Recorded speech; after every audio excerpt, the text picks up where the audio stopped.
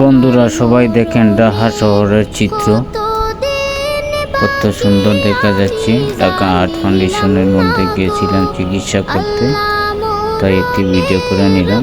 সবাই দোয়া ও ভালোবাসা দিবেন, সবার প্রতি মায়ামুখ বোধ করবেন, সবাই সবাইকে ভালোবাসা দিবেন। সঠিক নিঃস্বার্থ মানে ভালোবাসা দিলে ভালোবাসা পাওয়া যায়। কত সুন্দর অসাধারণ একটি জায়গা দেখেন,